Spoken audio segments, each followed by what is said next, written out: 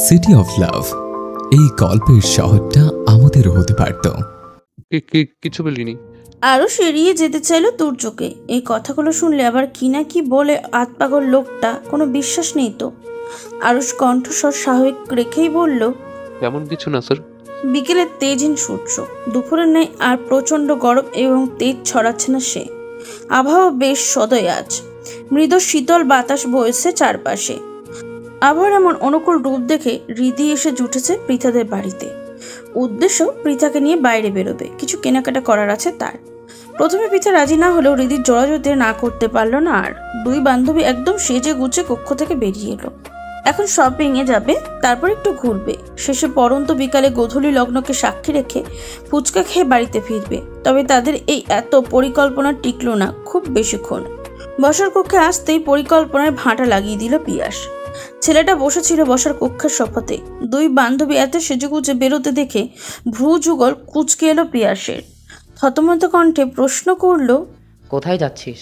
হৃদি আর পৃথা থমকে দাঁড়ালো সাথে সাথে। হৃদি মেয়েটা জড়সড় হয়ে দাঁড়ালো পৃথার শ্বাসে। এমনি ভাই বাবার যতই ভালোবাসা দিক না কেন, সময়ের শাসন করতেই পিছুপা হয় না তারা। তাছাড়া তার একটা ভাইয়ের যে শরীর ভর্তি ক্রোধ আছে। পৃথা আমতা আমতা শুরু করলো, ভেঙে ভেঙে বলল, এই বাইরে যাচ্ছিলাম একটু, হৃদির কিছু কেনাকাটা করার আছে তো তাই। পিয়াস আর চোখে তাকালো ভীতি হৃদির পানে। মেয়েটা তাকে অজানা কারণেই ভয় পায় সর্বদা। এখনও এই মেয়ের উপর নিজের কোনো ক্রোধ প্রকাশ করছে বা ক্রোধের দুই চারটা থাপ্পড় মেরেছে তাও তো নয়। তারপরেও কেমন যেন মেয়েটা তার সম্মুখে আসলেই গুটিয়ে যায়। অন্যদের বেলায় তো বেশ প্রাণোচ্ছল চঞ্চল থাকে, তাহলে তার দোষটা কি? তাকে কেন ভয় পাবে? তপ্ত নিঃশ্বাস ফেলল পিয়াস। বসা থেকে উঠে দাঁড়িয়ে বলল, চল আমিও যাব তোদের সাথে। পিয়াসের সাথে যাওয়ার কথা শুনে যেন আতকে উঠল দুই রমণী। হৃদি খামচে ধরল পৃথার হাত। তাদের সাথে পিয়াস যাওয়া মানে সকল পরিকল্পনাতে জল ঢালা। পিয়াস তাদের বাসা থেকে সোজা শপিং মলে নিয়ে যাবে, যেখান থেকে আবার খেদিয়ে বাড়িতে নিয়ে আসবে। কোথাও ঘোরাঘুরিও হবে না, আর ফুচকা খাওয়া তো হবেই না। পৃথা জিহ্ব দ্বারা নিজের দুই ওষ্ঠ ভিজিয়ে নিল, অতবার বলল, তোমাকে যেতে হবে না ভাইয়া, আমরা দুই বান্ধবী তো আছি, যাবো আর চলে আসবো। পিয়াস এক পলক তাকালো বোনের পানে, অতপর হৃদির পানে শীতল দৃষ্টি নিক্ষেপ করে বলল, এর জন্যই তো আমাকে আরো বেশি করে যেতে হবে। এক গর্ধবের সাথে যাচ্ছে আরেক গর্ধব। পৃথা আর হৃদি অপমানিত বোধ করলো বেশ। তবে পিয়াসের মুখের উপর অগত্যা পিয়াসের সাথে শপিংয়ে যাওয়ার জন্য উদ্যত হলো দুই নারী। একটু বাদেই কাছাকাছি একটা ছোট্টখাটো শপিং মলে এসে পৌঁছালো পিয়াস, হৃদি এবং পৃথা। তার শপিং মলে ঢুকতেই সেখানে এসে পৌঁছালো তুর্য এবং আরুষ। আরুষের উপর সর্বদা পৃথার উপর নজর রাখার দায়িত্ব ছিল। সেই দায়িত্ব পালনে নিয়োজিত অবস্থায় আরুষ যখন দেখলো পৃথা বাড়ি থেকে বের হচ্ছে, চট চলতে সে খবরটা পৌঁছে দিল তুর্যের কানে। তুর্যও দেরি করেনি, কোনো রকমে তৈরি হয়ে পিছু নিয়েছে বউয়ের। ফলস্বরূপ এখন সে শপিং মলে ঢুকে পিয়াসকে বউয়ের সাথে দেখেই মেজাজটা চটে গেল ছেলেটার। কোথায় বউ একা আসবে, তার পিছু পিছু একটু ঘুরঘুর করবে, কিশোর বয়সের ন্যায় নিজের বউয়ের নামক মেয়েটাকে বিরক্ত করবে, তা না, কাবাবে হাড্ডি হতে আর একজন এসে হাজির। তুর্য দাঁতে দাঁত চাপলো, কটমট করে আরুষকে বলল, এই আলবদরটা এখানে আমার বউয়ের সাথে কি করছে? আরুষ শুনল তুর্যের প্রশ্ন, তবে প্রতি উত্তরে বলল না কিছুই। আসলে এই আলবদর কেন এসেছে তা সেও নিজেও জানে না। হয়তো বোনকে একা ছাড়তে চায়নি, তাই এসেছে। তুর্য আড়াল থেকে বেশ কিছুটা সময় নিয়ে ঘুরঘুর করলো বউয়ের কাছে যাওয়ার জন্য, কিন্তু সে সুযোগ আর এলো না। পিয়াস যেন আঠার মতন লেগে আছে মেয়েটার সাথে। তুর্যের মেজাজ বিগড়ালো আরও। আজ শুধুমাত্র বউটার মনের মধ্যে তাকে নিয়ে কোনো নেতিবাচক প্রভাব ফেলতে চায় না, বিধায় পৃথার বাপ ভাইয়ের সাথে ঝামেলা করছে না, নয়তো দেখিয়ে দিত তুর্য কি জিনিস। এমনি বইয়ের হৃদয় তার জন্য নেতিবাচক চিন্তা ভাবনা তো শেষ নেই। তুর্যের ভাবনার মধ্যে পৃথা এগিয়ে গেল বিল পরিশোধ করতে। আজকের মতন কেনাকাটার শেষ তাতে। বিল পরিশোধ করার সময়ে শপিং মলের একজন মহিলা কর্মচারী তড়িঘড়ি দৌড় দিল একটা প্যাকেট হাতে। জনবহুল পিয়াস, পৃথা, হৃদি তিনজন থাকলেও কর্মচারী নারীটি প্যাকেটটা এগিয়ে দিল পৃথার পানে। হাসি মুখে বলল, ম্যাম, এটা আপনার। পৃথা অবাক হলো। প্যাকেটটা হাতে নিয়ে ভিতরে দেখলো একটা বেশ সুন্দর শাড়ি, কালো নরম জর্জেট, উপর সোনালী কারুকার্য খচিত। সুন্দরের সাথে সাথে শাড়িটা দামিও মনে হচ্ছে। তবে এমন কোনো শাড়ি পৃথা তো নেয়নি বা নেওয়ার ইচ্ছা প্রকাশ করেনি। পৃথা অবাক কণ্ঠেই বলল, আমার মানে আমি তো এই শাড়িটিই কিনিনি। অল্প বয়সী নারীটি একগাল হাসলো, অত্যন্ত নম্র কণ্ঠে বলল, এটা আপনি কিনেননি ম্যাম, এটা আমাদের তরফ থেকে আপনার জন্য উপহার। কয়েকদিন আগে বসন্ত গেল তো, সেই উপলক্ষে আমাদের এখানে একটা অফার চলছে। 3000 টাকার উপরে কেউ শপিং করলে তাকে একটা শাড়ি গিফট করা হবে। সেই শাড়িটা আপনি পেয়েছেন। মহিলা কর্মচারী এহেন যুক্তিতে ভ্রু কুঁচকে এলো প্রিয়াসের। পৃথা হাত থেকে শাড়িটা নিজের হাতে নিল সে। উল্টে পাটা দেখে বলল, কিন্তু শাড়িটা দেখে তো মনে হচ্ছে 3000-এর থেকে অধিক দাম হবে। মেয়েটা আমতা আমতা করলো, কিছুটা ইতস্তত ভঙ্গিতে বলল, আমি কি জানি, শপিং মল কর্তৃপক্ষের সিদ্ধান্ত এটা। পিয়াস, পৃথা এবং হৃদি বোধহয় বিশ্বাস করলো মেয়েটার কথা। হৃদির মন খারাপ হলো, সে বলল, তাহলে আমারটা কোথায়? ম্যাম, আপনারা দুজন সম্ভবত মিলেমিশে 3000 টাকা শপিং করেছেন, তাই শাড়ি একটাই পাবেন। হৃদিও আর কিছু বলল না। যদিও শাড়িটা তার পছন্দ হয়েছিল, কিন্তু যেহেতু সেটা পৃথার হাতেই প্রথম উঠেছে এবং তার বলে সম্বোধন করা হয়েছে, তাই সে চুপ রইল। তাছাড়া পিয়াসের সামনে এই সারি সারি নিয়ে ঝগড়া করার সাহসও তার নেই। নয়তো বান্ধবীর সাথে এক ছটক ঝগড়া লাগিয়ে হলেও শাড়িটা নিত সে। পিয়াস তাকালো হৃদির মলের মুখশ্রী পানে। শাড়ি দেওয়া ওই নারী কর্মীকেই বলল, হুবহু এমন আরেকটা শাড়ি দিন আমাদের। জি স্যার। ওষ্ঠ নাড়িয়ে কথাটা একবার আউড়িয়ে নারী কর্মটি চট জলদি হুবহু এই একই রকম একটা শাড়ি এনে বাড়িয়ে দিল তাদের পানে। পিয়াস তাকালো হৃদির দিকে, আদেশের সুরে বলল, শাড়িটা নাও।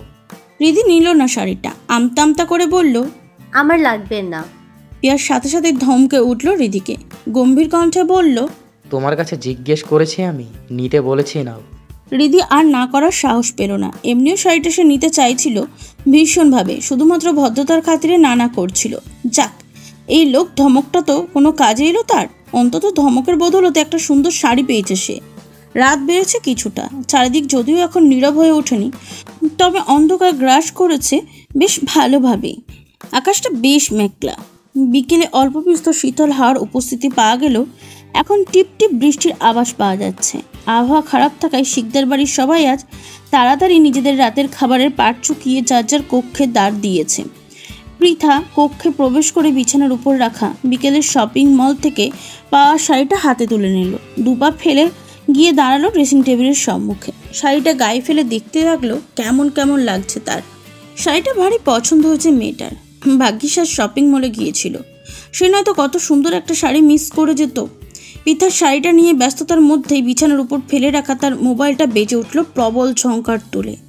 মেয়েটা বিরক্ত হলো, কে আবার এই সময় কল করেছে? পৃথা এক রাশ বিরক্তি নিয়ে এগিয়ে এলো বিছানার পানে। মোবাইল স্ক্রিনে জলজল করছে অপরিচিত নাম্বার। একবার রিসিভ করবে না ভেবেও কলটা রিসিভ করলো সে। যদি কেউ কোনো প্রয়োজনে কল করে তাকে তখন? তবে কল ধরে মেয়েটা নিজের ভিতরকার বিরক্তি ভাব প্রকাশ করলো না, বরং নম্র কণ্ঠে বলল, আসসালামু আলাইকুম, কে বলছেন? সাথে সাথেই ওপাশ থেকে ভেসে এলো এক পুরুষালী গম্ভীর কণ্ঠস্বর। সালামের জবাব দিয়ে সে বলল, ওয়ালাইকুম সালাম। আমি কে তা জানার আগে বলো, তোমাকে এই বয়সে মোবাইল কে দিয়েছে? পৃথার কপাল কুঁচকে এলো। কে এই লোক? এই মাঝরাতে কল করে জবাব দিতে চাইছে? আর পৃথাই বা কেন অপরিচিত কাউকে কৈফিয়ত দেবে? পৃথা চরম বিরক্তি নিয়ে বলল, কে আপনি বলুন তো? আর এত রাতে কল করে এসব কি প্রশ্ন? আগে বলো, তোমাকে এই বয়সে মোবাইল কে দিয়েছে? পৃথা চোখ মুখ খিচে বলল, বাবা দিয়েছে। হ্যাঁ, তা তো দেবেই। তোমার রাজাকার বাপটা আমার কপাল পড়ার জন্য উঠে পড়ে লেগেছে দেখছে। এই রাজাকার, এইটুকু শুনেই পৃথা বুঝে গেল কে হতে পারে এই লোক। দাঁতে দাঁত চাপলো পৃথা, কটমট করে বলল, এই ব্রিটিশ লোক, আপনি আমার নাম্বার কোথায় পেয়েছেন? সূর্য যেন মজা পেল পৃথার কথায়, রসিয়ে রসি বলল, আকাশে বাতাসে আমার মনে। পৃথা তেতে গেল। এই আতপাগল লোক তো হাত ধুয়ে তার পিছনে পড়ে গেছে, ছাইছেটা কি? পৃথা ঝাঁঝালো কণ্ঠে প্রশ্ন করল, অসভ্য লোক, আমাকে এত রাতে কল করেছেন কেন? সূর্য হাসলো, দাঁত দিয়ে নিচের ওষ্ঠ কামড়ে বলল, প্রেম করতে। করবে আমার সাথে প্রেম? পৃথা মুখ বাঁকালো, ভেঙচি কেটে বলল, আপনার মতন ব্রিটিশ আতপাগল লোকের সাথে প্রেম করার সাথে কচু গাছের সাথে গলায় দড়ি দিয়ে কতক্ষণ টানাটানি করব, তাও ভালো। সূর্য ভ্রু কুচকালো, বেশ ধীর কণ্ঠে বলল, কিন্তু প্রেম তো তোমার আমার সাথেই করতে হবে, আমি ছাড়া তোমার কোনো গতি নেই। পৃথা জ্বলে উঠল, গর্জানো কণ্ঠে বলল, একদম বাজে কথা বলবেন না ব্রিটিশ পুরুষ। রাত বিরাতে একটা মেয়েকে কল করে এমন নির্লজ্জ মার্কা কথা বলতে লজ্জা করছে না আপনার? আপনাকে আমি ব্রিটিশ আতপাগল ভেবেছিলাম, এখন দেখছি চরম অসভ্যও বটে। আমি তোমার ভাবনার চেয়ে অধিক অসভ্য মুরগির বাচ্চা, ধীরে ধীরে টের পাবে। পৃথা ভেঙচি কাটল, তাচ্ছিল্যের স্বরে বলল, আপনার সাথে আর কথা হলে তো টের পাবো, আপনার সাথে তো আমার আর কথাই হবে না। তুর্য নিঃশব্দে হাসলো, ছোট্ট একটা শ্বাস ফেলে বলল, আমাদের আবার দেখা হবে, কথা হবে। এই বিশালতার আকাশের নিচে ছোট্ট একটা ভালোবাসাময় ঘরে সুখময় সংসার হবে। তুর্যের বলা প্রতিটি কথা মন দিয়ে শুনল পৃথা। হৃদয়ে অদ্ভুত এক অনুভূতির কড়া নাড়ল সাথে সাথে। হৃদস্পন্দন গাঢ় হয়ে উঠতে শুরু করেছে ধীরে ধীরে। তবে পরক্ষণেই বিভ্রান্ত হয়ে পড়ল মেয়েটা। এই পুরুষ কেন এত রাতে তাকে কল করে এইসব প্রেমময় বাক্য আওড়াচ্ছে? এই পুরুষ এখনো তার নিকট অপরিচিত মানবের কাতারেই পড়ে। দুজনের সম্পর্কে তেমন কিচ্ছু জানা হয়ে ওঠেনি এখনো। খুব বেশি দিন হয়নি তাদের দেখা হয়েছে। তারপর থেকে একে অপরের শত্রুতাকেই বরণ করে নিয়েছিল দুজন। হঠাৎ কি হলো? মাত্র 3-4 দিন ধরে পরিবর্তন হলো এই পুরুষের ব্যবহার। খুব করে ভালো ব্যবহার করছে পৃথার সাথে, আবার সময়ে অসময়ে প্রেমময় বাক্যবাণে কাবু করার চেষ্টা চালাচ্ছে মেয়েটা। তাছাড়া একটু আগে কি সব বললো, কথাগুলো শেষ লাইন বেশ স্থিরতার সাথেই তো তুর্য নামক পুরুষটি তাকে জানান দিল, ভালোবাসাময় ঘরে সুখময় সংসার হবে। পৃথার ভ্রুযুগল কুঁচকে এলো। তাদের সংসার কিভাবে হবে, কেন হবে? হুট করে এই অপরিচিত পুরুষের সাথে বিয়ে হবে তার? কোথা থেকে হুট করে উদয় হলো এই লোক?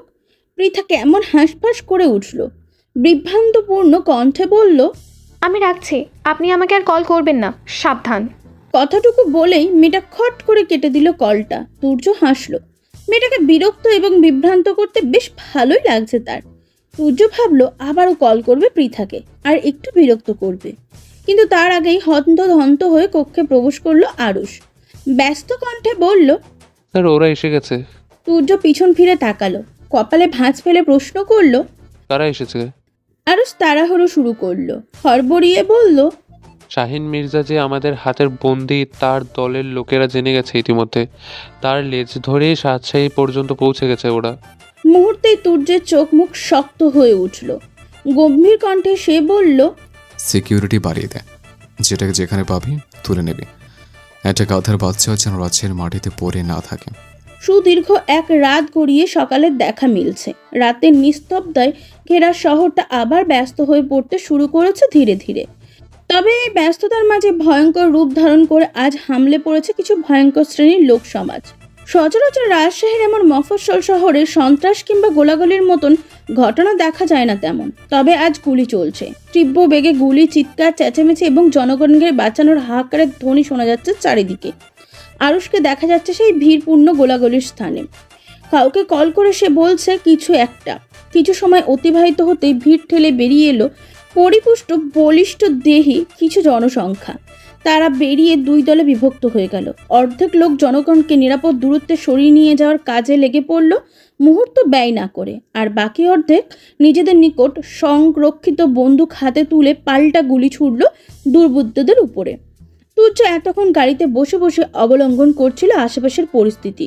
গতকাল রাতেই সে বলেছিল এই দুরাত্মা গাধার বাচ্চাগুলোকে তুলে নিতে, কিন্তু আহাম্মকগুলো তা পারেনি। ফলস্বরূপ আজ এই গোলাগুলি। শুধু শুধু সাধারণ জনগণের উপর এই ভোগান্তি নেমে এলো। এইগুলোর 1 টাকা দিয়েও যদি কোনো কাজ হয়। তুর্য বিরক্ত হলো ভীষণ। একটু চোখে পায়ের গোড়ালির কাছ থেকে বের করে আনলো লুকায়িত একখানা বন্দুক। মুখে কালো মাস্ক চাপিয়ে সে বেরিয়ে এলো গাড়ি থেকে। দুর্বৃত্তদের নিশানা করে পরপর 2টি গুলি ছুড়ল। একটা গিয়ে লাগলো একজনের ডান পায়ে এবং অন্যটা অন্যজনের হাতে। তুর্য আরেকটা গুলি ছুটতে উদ্যত হতেই পাশ থেকে শোনা গেল অতি পরিচিত কণ্ঠের চিৎকার ধ্বনি। ছেলেটা কিছুটা চমকালো। পাশ ফিরতে আবিষ্কার করলো পৃথাকে। মেয়েটা কেমন বড় বড় চোখ করে তাকিয়ে আছে তার পানে। পরনে কলেজের পোশাক, তার পিঠে ব্যাগ। মেয়েটা বোধহয় কলেজে যাচ্ছিল। তুর্য বিচলিত হলো, হাত ধরে রাখা বন্দুকটা লুকিয়ে ফেললো প্যান্টের আড়ালে। পৃথা ভীত হলো বেচায়। এমন কোনো পরিস্থিতিতে এর আগে সে পড়েনি কখনো। এই যে সত্যিকারের বন্দুক, তাও সে আগে দেখেনি কখনো। তাই তো হুট করে সম্মুখে এত গোলাগুলি, রক্তপাত, আহত, চিৎকার, চেঁচামেচি, লোকজনের ছোটাছুটি দেখে ভীত হয়ে পড়েছে মেয়েটা। তার উপর আবার তার সম্মুখে দাঁড়িয়েছে একটা লোক, গুলি চালাচ্ছে কি দক্ষতার সাথে। পিতার ভীতির মধ্যেই সে লক্ষ্য করলো তার সম্মুখে দাঁড়ানো এতক্ষণ গুলি চালানো লোকটা এগিয়ে আসছে তার পানে। মেয়েটা ভীত হলো আরও। লোকটা তার পানে কেন যাচ্ছে? তাকে গুলি চালাতে দেখে ফেলেছে বলে কি মেরে দিবে এখন? দিতে পারে, এদের বিশ্বাস নেই কোনো। পৃথা ভয়ে 2 পা পিছে গেল, কম্পিত কণ্ঠে বলল, আমাকে মারবেন না প্লিজ, আমার এখনো বিয়ে করা বাকি। আমি মরে গেলে আমার জামাইটা বিয়ের আগেই বিধবা হয়ে যাবে। পৃথার কথায় ভ্রু কুচকালো তুর্য। মেয়েটা আবল তো বলে সব কি বলছে, মাথা ঠিক আছে তো? তুর্য আরও তড়িঘড়ি করে এগিয়ে গেল পৃথার পানে। পৃথার হাঁটু কাঁপলো ভয়ে। এমনি মাথা ঠিক নেই তার। মৃত্যু ভয়ে কি থেকে কি বলছে সে নিজেও জানে না। নয়তো সব কানে থাকলে এমন পরিস্থিতি, এমন উদ্ভট কথাবার্তা অন্তত তার মুখ দিয়ে বেরোতো না। পৃথা নিজের প্রাণ বাঁচাতে পালাতে চাইল, কিন্তু পারল না। তার আগেই তাকে ধরে ফেললো তুর্য। পৃথার কলিজা কাঁপলো। তার ভাবনায় মতে মৃত্যু সম্মুখে এসে দাঁড়িয়েছে। না, আর পারল না। মস্তিষ্কে অতিরিক্ত ভয়, চাপ এবং চিন্তায় মেয়েটা জ্ঞান হারাতে সময় নিল না বেশিক্ষণ। ঢলে পড়ল তুর্যের বক্ষে। তুর্য অস্থির হলো, হৃদয়ে ঝড় উঠল। কি হয়েছে তার ছোট্ট বউটা? তুর্য বিচলিত কণ্ঠে ডাকলো বউকে, বলল, পৃথা, এই পৃথা, কি হয়েছে? চোখ খোলো। পৃথা চোখ খুলল না। তুর্যের অস্থিরতা বাড়ল। সে মেয়েটাকে ধরে নিয়ে বসালো গাড়ির ভিতরে। অতঃপর নিজের সিটে বসে মেয়েটার মাথা নিল কাঁধে। আলতোভাবে কয়েকটা চাপ্পড় দিল বইয়ের নরম গালে। আবারও ডাকলো, পৃথু, এই পৃথু। পৃথার হুঁশ নেই কোনো, কথা বলছে না। তুর্যর অস্থিরতায় নিজের মুখ থেকে মাস্কটা খুলে ছুঁড়ে মারল গাড়ির পিছন দিকে। গাড়ির ভিতরে থাকা পানির বোতল থেকে অল্প পানি হাতে নিয়ে ছিটা মারল পৃথার চোখে মুখে। তবু মেয়েটা চোখ খুলল না। তুর্য ভেজা হাতে আবারও আলতোভাবে কয়েকটা চাপড় দিল মেয়েটার গালে। ব্যগ্র কণ্ঠে শুধালো, কি হয়েছে? কথা বলো বউ। ওদিকে গোলাগুলি থেমে গেছে ততক্ষণে। তুর্যের লোকেরা দুর্বৃত্তদের পুরো দলটাকে ধরে নিয়েছে, স্থান পরিষ্কার করে দিয়েছে। পরিস্থিতি এখন সম্পূর্ণ অনুকূলে। কেউ এসে হুট করে বলতে পারবে না এখানে একটু আগে এত বড় গোলাগুলি হয়েছে। আরুষ এসে বসলো গাড়ির ড্রাইভিং সিটে। পৃথাকে নিথর হয়ে পড়ে থাকতে দেখে তুর্যকে উদ্দেশ্য করে জিজ্ঞাসা করলো, ম্যামের কি হয়েছে স্যার? তুর্য পৃথার পানে দৃষ্টি রেখেই জবাব দিল, গোলাগুলি দেখে ভয় পেয়ে গেছে। থামলো তুর্য, চোখ মুখ শক্ত করে পরক্ষণেই বলল, গাধার বাচ্চাগুলোকে ততক্ষণ পেটাবি যতক্ষণ না জ্ঞান হারায়। আমার বউকে ভয় দেখানো, ওদের বাপের নামে আমি ভুলে দেব। কথাটা শেষ করে আবার ব্যস্ত ভঙ্গিতে পানি ছিটিয়ে দিল পৃথার চোখ মুখে। মেয়েটা খানিক বাদে পিট পিট করে চোখ মেলে তাকালো। সাথে সাথে উত্তেজিত হয়ে পড়ল আবার। উত্তেজিত কণ্ঠে বলল, আমাকে মারবেন না দয়া করে, আমি কাউকে কিছু বলবো না। তুর্য 2 হাতে নিজ বক্ষের সাথে আঁকলে নিল মেয়েটাকে। আদুরে কণ্ঠে বলল, কেউ মারবে না তোমাকে, আমি আছি তো। পৃথা বোধহয় ভরসা পেল তুর্যের কথায়। উত্তেজনা কমলো কিছুটা। তবে যখন মেয়েটা আবিষ্কার করলো সে তুর্যের বুকে লেপ্টে রয়েছে, সাথে সাথে ছিটকে দূরে সরে গেল। লাজে গাল দুটো লাল হয়ে গেল পৃথার। ছি ছি, সে কি এতক্ষণ এক পুরুষের শরীরের সাথে লেপ্টে ছিল? এলোমেলো দৃষ্টি ফেলল পৃথা। আমতা আমতা করে বলল, ওখানে একটা লোক গুলি চালাচ্ছিল, তাই একটু ভয় পেয়ে গেছিলাম আর কি। তুর্য স্বস্তির নিঃশ্বাস ফেলল। যাক, মেয়েটা তাকে চেনেনি। চিনলে হয়তো ঝামেলা হতো অনেক। এমনি তাদের সম্পর্কের ঠিক নেই কিছু। তার মধ্যে এই যদি পৃথা কোনো মতে জেনে যেত এই গোলাগুলির মূল সে, তবে আর এ জন্মে বউকে পাওয়া লাগতো না। ভাগ্যিস মাস্ক পরেছিল। ওই মাস্কটা আজ বাঁচিয়ে দিল। রাতের আধারে ছেয়ে গেছে চারপাশটা। চারিদিকে নীরব হতে শুরু করেছে একটু একটু করে। শিকদার বাড়ির সবাই রাতের খাবার খেতে বসেছে ইতিমধ্যে। পৃথা খাবার নিয়ে শুধু বসে রয়েছে, খাচ্ছে না মোটেও। চোখের সম্মুখে বারবার তার ভেসে উঠছে আজ সারাদিনের ঘটনাগুলো। সারাদিনের স্মৃতিচারণ করতে করতে হঠাৎ মেয়েটার স্মরণে এলো তুর্যের কথা। অমন একটা ভয়ঙ্কর পরিস্থিতির মধ্য থেকে ওই লোকটাই তো তাকে বাঁচিয়েছিল। আচ্ছা, এই তুর্য চৌধুরী আসলে কে? কি তার পরিচয়? পৃথার হঠাৎ মনে এলো সেদিন ছেলেটা বলেছিল তার বাবা তুর্যকে চিনে। চিনতেও পারে, তাই হয়তো তুর্য কলেজে তার বাড়ির ঠিকানা খুঁজেছিল। কিন্তু সে মনে মনে ভুল ধারণা মজেছিল। তাছাড়া পৃথার নিকট তুর্য চৌধুরীর নামটা পরিচিত মনে হচ্ছে, তবে কোথায় শুনেছে মনে করতে পারছে না ঠিক। পৃথা চোখ তুলে তাকালো বাবার পানে, উৎসুক হয়ে ডাকলো, বাবা। পলাশ শিকদার খেতে খেতেই জবাব দিল, কিছু বলবে? পৃথা কোনো ভনিতা ছাড়াই সরাসরি প্রশ্ন করল, তুর্য চৌধুরী কে বাবা? খাবারের হাত থেমে গেল পলাশ শিকদার, পিয়াস এবং পিয়ালের। সুফিয়া বেগম সবাইকে এতক্ষণ খাবার পরিবেশন করে নিজেও কেবল বসেছিল খেতে। এর মধ্যে হঠাৎ মেয়ের এমন অপ্রত্যাশিত প্রশ্নে তিনিও থমকে গেছেন। হৃদয়ে ভয়ে জন্ম নিল সুফিয়া বেগমের। তবে কি নিজের বান্ধবীর সাথে সম্পর্ক ধরে রাখতে মেয়ের অপরিণত বয়সে যে ভুল তারা করেছিল তার সামনে আসতে শুরু করেছে? তুর্য কি বলে দিয়েছে পৃথাকে সব? এখন মেয়েটার কি হবে? মেয়েটা কিভাবে নেবে সব কিছু? সুফিয়া বেগমের ভাবনার মধ্যেই মুখ খুলল পিয়াল। বড় ভাই আর বাবা এখনো অবধি পৃথার কথার পরিপ্রেক্ষিতে কোনো উত্তর না দিলে সে চুপ রইতে পারল না। অধৈর্য হয়ে বোনকে প্রশ্ন করল, কেন তুর্য চৌধুরীকে দিয়ে তোর কাজ কি? সে কিছু বলেছে তোকে? পিয়ালের প্রশ্ন শেষ হতে না হতেই পিয়াস মুখ খুলল, গম্ভীর কণ্ঠে শুধালো, তুর্য চৌধুরীর সাথে তোর কোথায় দেখা হয়েছে? অপ্রস্তুত হলো কিছুটা। তুর্যর সাথে দেখা, ঝগড়া, রাতে ফোন কলে কথা বলা, এসব যদি বলতে যাবে তবে তাকে বিপদে পড়তে হবে। তার ভাই আর বাপ মিলে পুঁতে দেবে এখানে। এলোমেলো দৃষ্টি ফেললো পৃথা, আমতা আমতা করে বলল, কলেজের সম্মুখে এক লোকের সাথে দেখা হয়েছিল। তিনি তার নাম বললেন তুর্য চৌধুরী। আমি চিনি না বলে জানাতেই সে বলল তোমার বাবা চেনে, তার কাছ থেকে আমার পরিচয় জেনে নিও। পলাশ শিকদার তাকালেন মেয়ের পানে, নিজেকে যথাসম্ভব স্বাভাবিক রেখে বললেন, আমি জানি না তুর্য চৌধুরীকে, এই নামে আমি কাউকে চিনি না। কথাটা শেষ করে আবার ওয়া শুরু করলেন বয়স্ক লোকটা, এমন ভাব যে সত্যিই সে চেনে না তুর্য চৌধুরী নামের কাউকে। অবাক হলো কিছুটা। কেন যেন পিয়াস আর পিয়ালে তুর্যকে নিয়ে আগ্রহ দেখে তার মনে হয়েছিল ছেলেটাকে তার পরিবার চেনে, অথচ পলাশ শিকদার বেশ স্বাভাবিক ভঙ্গিতেই বলে দিল চেনে না। মনের কোনো প্রশ্ন জাগলেও তা প্রকাশ করলো না পৃথা। হতে পারে তার পরিবার সত্যিই চেনে না তুর্যকে, ওই লোকটাই মিথ্যা বলছে। এমনি আধপাগল ব্রিটিশ লোক তুর্য চৌধুরী। পৃথা দ্রুত খাবার শেষ করে উঠে গেল। এমনিও আজ সারা দিনের ঘটনায় তার খাওয়া দাওয়ার মনোযোগ ছিল না কোনো, তাই একটু আগে ভাগেই শেষ হয়েছে খাওয়া। অন্য সময় হয়তো বাবা ভাইয়ারা কম খাচ্ছে কেন, খাবার নিচ্ছে না কেন, এত তাড়াতাড়ি উঠে যাচ্ছে কেন, এই নিয়ে হাজার খানেক প্রশ্ন তুলত। শেষে জোর করে চেয়ারে বসিয়ে গান্ডে পিণ্ডে গেলাত। আজ অবশ্য তেমন কিছু না করায় বেশ চমকেছে পৃথা, তবে চুপচাপ সটকে পড়েছে। এখানে এই নিয়ে প্রশ্ন করা মানেই নিজের পায়ে নিজে কুড়াল মারা। পরে দেখা যাবে তার প্রশ্নের পরিপ্রেক্ষিতে তাকে ধরে বেঁধে খাওয়ানো শুরু করেছে। পৃথা যেতে পিয়াস এবং পিয়াল যেন হামলে পড়লো বাবার উপরে। এতক্ষণ তারা এখান থেকে পৃথার সরার অপেক্ষাতেই ছিল। পিয়াস বেশ চিন্তিত সুরে বলল, বাবা, তুর্য পৃথুর সামনে চলে এসেছে, এখন কি করব আমরা? পিয়াল অধৈর্য হয়ে উঠল, অধৈর্য কণ্ঠে বলল, ও যদি একবার ওদের বিয়ের কথাটা বলে দেয় পৃথিকে, তখন কি হবে? সুফিয়া বেগম অধৈর্য হয়ে উঠলেন আরো, ভয়ার্ত কণ্ঠে শুধালেন, ছেলেটা যদি কোনো ক্ষতি করে দেয় আমার মেয়ের? পলাশ শিকদার বুঝলেন নিজের স্ত্রী এবং ছেলেদের ব্যাকুলতা, তবে তার মধ্যে তেমন একটা বিচলিত ভাব দেখা গেল না, বরং বেশ থমথমে কণ্ঠে তিনি বললেন, বিষয়টা নিয়ে ভাবতে দাও আমাকে।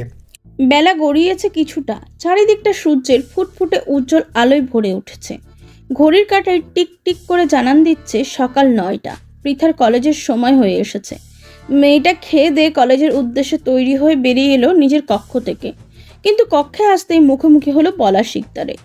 ওই অবশ্য নতুন কিছু নয়, পৃথার কলেজে যাওয়ার সময় প্রায়ই পলাশ শিকদার বসে থাকেন বসার কক্ষে। মাঝে মাঝে পত্রিকা পড়ে, আবার মাঝে মাঝে টিভিতে খেলা বা নিউজ দেখে। তার ব্যবসার কাজ এখন বেশিরভাগই দুই ছেলে সামলায়। মাঝে মাঝে শুধুমাত্র ব্যবসা একটু উকি দিতে যান তিনি। ওই প্রায় দিনের মতোই আজও বসার কক্ষের সফায় বসে পত্রিকা পড়ছিলেন। তবে মেয়েকে আসতে দেখে তিনি পত্রিকা থেকে চোখ ঘুরিয়ে তাকালেন মেয়ের পানে, থমথমে কণ্ঠে প্রশ্ন করলেন, কোথায় যাচ্ছ? পৃথা ভরকে গেল খানিকটা। সে যে প্রতিদিন এই সময় কলেজে যায় তা জানে তার বাবা। তাছাড়া এই মুহূর্তে তার শরীর, কলেজের পোশাক, আবার পিঠে ব্যাগ। তারপরেও জিজ্ঞাসা করছে কেন? পৃথা নিজের ভরকানো ভাব প্রকাশ করলো না বাবার সম্মুখে। নমনীয় কণ্ঠে বলল, কলেজে বাবা।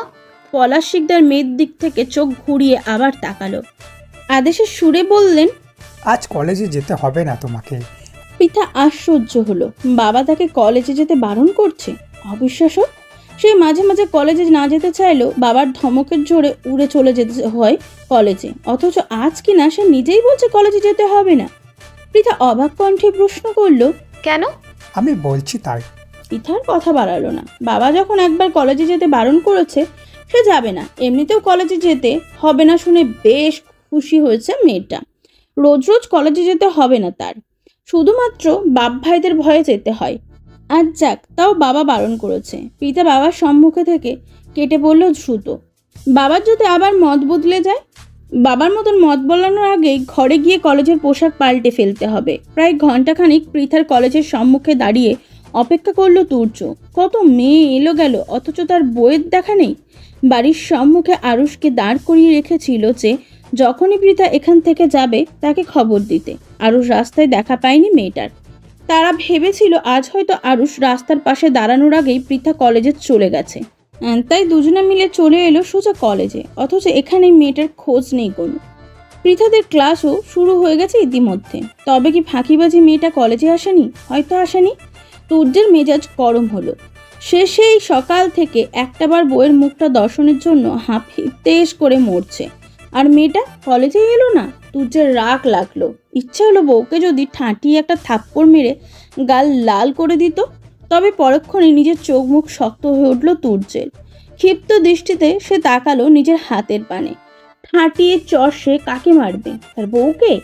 একবার না জেনে থাপ্পড় মেরে দিয়েছিল বলে সে কি আবার মারবে? এই পৃথিবীতে তুর্যের বাচ্চা বউকে মারার অধিকার সে কাউকে দেয়নি, এমনকি নিজের হাতকেও না। তুর্য ব্যস্ত হাতে নিজের পকেট ঘেটে মোবাইলটা বের করলো। দ্রুত কল লিস্টে কল করলো পৃথাকে। একটু সময় অতিবাহিত হতেই ওপাশ থেকে এক সুমিষ্ট নারী কণ্ঠ তাকে জানান দিচ্ছে নাম্বারটি ব্যস্ত আছে। তুর্যের কপালে ভাঁজ পড়ল। তার মুরগির বাচ্চার মতন বউটা আবার কার সাথে কথা বলছে? তাছাড়া কারোর সাথে কথা বললে তো ওয়েটিং বলবে, ব্যস্ত আছে বলবে, কেটে দিল বা ব্ল্যাক লিস্টে ফেললে। পৃথা তার কল কেটে দিয়েছে বলেও তো মনে হলো না। তবে কি মেয়েটা তার নাম্বার ব্ল্যাক লিস্টে ফেলেছে? তুর্যের সন্দেহ হলো। ছেলেটা তড়িঘড়ি করে আবার কল লাগালো পৃথার নাম্বারে। না, এবারও একই কথা বলছে। তুর্যের সন্দেহ গাঢ় হলো। সে নিজের মোবাইলে থাকা অন্য সিম দ্বারা কল করলো পৃথাকে। এবার কল ঢুকলো কোনো বাধা ছাড়াই। এর মানে পৃথা তার ওই নাম্বারটা ব্ল্যাক লিস্টে ফেলেছে। ক্রোধ চাকলো তুর্যের মস্তিষ্কে, ফুটে উঠলো টক বগিয়ে। কত সাহস এই নারীর, তার নাম্বার ব্ল্যাক লিস্টে ফেলে! তুর্য ক্রোধের মধ্যেই কলটা ধরল পৃথা। সাথে সাথেই বাজখাই কণ্ঠে চেঁচিয়ে উঠল তুর্য। হুঙ্কার দিয়ে বলল, আমার নাম্বার ব্ল্যাক লিস্টে ফেলার সাহস তোমায় কে দিয়েছে? তুর্যের বাজখাই কণ্ঠে কেঁপে উঠল পৃথা। তবু দমে গেল না মেয়েটা। ঢোক গিলে বলল, এতে আবার সাহসের কি আছে? আমার মোবাইল, আমার হাত, আমার ইচ্ছে, যাকে খুশি ব্ল্যাক লিস্টে ফেলবো। আপনার কি? তুর্য আরও তেতে গেল। দাঁতে দাঁত চেপে বলল, আমাকে ব্ল্যাক লিস্টে ফেলে তুমি আবার কথা বলছো? তোমার জিহ্বা টেনে ছিঁড়ে নেবো বেয়াদব মেয়ে। ব্যাস, সাথে সাথেই তুর্যের ভিতর থেকে আর একটা শর্তা যেন তার থেকে দ্বিগুণ খেপে গেল। তাকে শাসিয়ে বলল, তোকে কে সাহস দিয়েছে আমার বউয়ের জিহ্বা টেনে ছিঁড়ে নেওয়ার? আয়, তোরটা ছিঁড়ে আগে। নিজের সাথে নিজেই যুদ্ধে চুপসে গেল তুর্য। এই মেয়েটার নিকট আসলেই তার কেমন সব গুলিয়ে যায়। একটু শান্তি মতন রাগও দেখাতে পারে না। মস্তিষ্ক পৃথার উপর ক্রোধিত হলে হৃদয় তাকে সান্ত্বনা দিয়ে বলে, শান্তি শান্তি, মুরগির বাচ্চার মতো বউ তোর উপরে এতটা রাগ দেখানো তোর প্রকৃতির বিরুদ্ধ।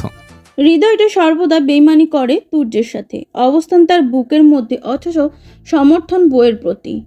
এই জীবনে তুর্যের ক্রোধের শিকার কত লোকিত হলো, এবং তার আশেপাশে পরিবেশটা বদমেজাজি হিসাবেই পরিচিত ছিল ছেলেটা। কিন্তু আজ মাত্র একটা মেয়ের সম্মুখে সে অসহায়। এও কি বিশ্বাসযোগ্য? তপ্ত নিঃশ্বাস ফেলল তুর্য। ক্রোধ কমিয়ে শুধালো, কলেজে আসুনি কেন? হঠাৎ তুর্যের কণ্ঠ নরম হতে দেখে অবাক হলো পৃথা। এইমাত্র না লোকটা হুঙ্কার ছাড়লো, এর মধ্যে আবার ভেজা বিড়াল সেজে গেল। পৃথা অবাক কণ্ঠে প্রশ্ন করলো, আপনি না এইমাত্র বাঘের মতন গর্জন ছাড়লেন, হঠাৎ বিড়ালের মতন মিউ মিউ কেন করছেন? তুর্য অপ্রস্তুত হলো। আমতা আমতা করে বলল, পুরুষ মানুষ বাইরে যতই বাঘ থাকুক, বউয়ের সম্মুখে আসলে সে বিড়ালি হয়ে যায়। পৃথা বিভ্রান্ত হলো। কে বলেছে এই পুরুষ, কে বাঘ, আর কেই বা বউ? পৃথা ভ্রুকুচকে শুধালো, মানে? তুর্য এড়িয়ে যেতে চাইল পৃথার প্রশ্নে। কণ্ঠে কিছুটা স্বাভাবিক করে সে বলল, ওসব বাদ দাও, এখন বলো আজ কলেজে কেন আসুনি? তুর্যের নরম কণ্ঠের পরিপ্রেক্ষিতে পৃথাও আর কোদ দেখালো না। নরম কণ্ঠেই বলল, বাবা যেতে দেয়নি। তুর্য দাঁতে দাঁত চাপলো, কটমট করে বলল, তা দিবে কেন? তোমার রাজাকার বাপের আবার আমার সুখ সহ্য হয় না। কথাটা শেষ করে বুকে হাত দিল তুর্য। এখন শান্তি লাগছে। বউকে কিছু বলতে পারবে না, তাতে কি হয়েছে? বউয়ের বাপ ভাইদের তো বলতে পারবে। পৃথা কিছু বলার আগে তুর্য আবার বুকে হাত দিয়ে বলল, তার সাথে আবার জুটেছে তোমার আলবদর আর আল শামস ভাই দুইটা। পৃথা ফুঁসে উঠল। এই লোক যখন তখন তার বাপ ভাইদের অপমান করা শুরু করে দেয়। ব্রিটিশ লোক একটা। পৃথু কিছুটা ঝাঁঝালো কণ্ঠেই বলল, একদম আজে বাজে কথা বলবেন না। আমার বাপ ভাইটা না রাজাকার, আল বদর, আল শামস কোনোটাই নয়, বরং আপনিই ব্রিটিশ। 1947 সালে আমাদের দেশ থেকে পালানো ব্রিটিশদের ফেলে যাওয়া বাচ্চা আপনি। সূর্য যেন আকাশ থেকে মাত্র টুক করে পড়ল। অবাক হওয়ার ভান ধরে বলল, ছেচা মুরগির বাচ্চা, আমার মতো একটা নিরীহ হাঁসের বাচ্চাকে তুমি এভাবে বলতে পারলে? এইসব কথা বলার আগে তোমার বুকটা একটুও কাঁপলো না? পৃথা এই লোকের অভিমান দেখে আর আশ্চর্য না হয়ে পারল না। মিনিটে মিনিটে ভোল বদলায় এই আত পাগল লোক। পৃথা কপাল টান টান করলো, কাটকাট কণ্ঠে বলল, না কাঁপেনি। আমার বাপ ভাইকে রাজাকার, আল বাদর, আল শামস বলতে আপনার যেমন বুক কাঁপেনি, তেমনি আমারও আপনাকে ব্রিটিশ বলতে একটুও বুক কাঁপেনি। সূর্যের চক্ষুদয় ছোট ছোট হলো। থমথমে কণ্ঠে বলল, বাপ ভাই মিলে ভালোই তো আমার বিরোধিতা করতে শিখেছ। যাক, ব্যাপার না, আমিও দেখি এরা আর কি করতে পারে। দিন শেষেও রাজাকারদের আমার মতো মুক্তি সেনাদের হাতেই পরাস্ত হতে হবে, দেখে নিও। পৃথা অবাক হলো। অবাক কণ্ঠেই বলল, আপনি মুক্তি সেনা? আপনি তো ঘসেটি বেগমের বংশধর, যাকে সুখে থাকতে ভূতে কিলায়। নিজের স্বাধীন দেশকে পরাধীন করতে উঠে পড়ে লাগেন আপনারা। সূর্য চিন্তায় পড়ল। খুব একটা ভুল পৃথা বলেনি। সেদিন বিয়ের আসরে বউ তার ছিল এবং স্বাধীনও ছিল, কিন্তু সে কি করলো? সেদিন বিয়ের আসরে বউকে ত্যাগ করে পরাধীনতার শিকলে আবদ্ধ করে চলে গেল দূর দেশে। আর এখন সেই শিকল কেটে আবার বউয়ের স্বাধীন করার কত প্রচেষ্টাই না চালাচ্ছে। সূর্য ভাবুক ভঙ্গিতেই বলল, এই প্রথম তুমি একটা সত্যি কথা বললে।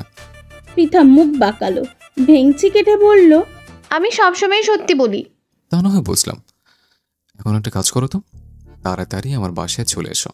সূর্যের কথায় ভাঁজ পড়ল পৃথার কপালে। ভ্রু কুচকে শুধালো, আপনার বাসায় আমি কেন যাব?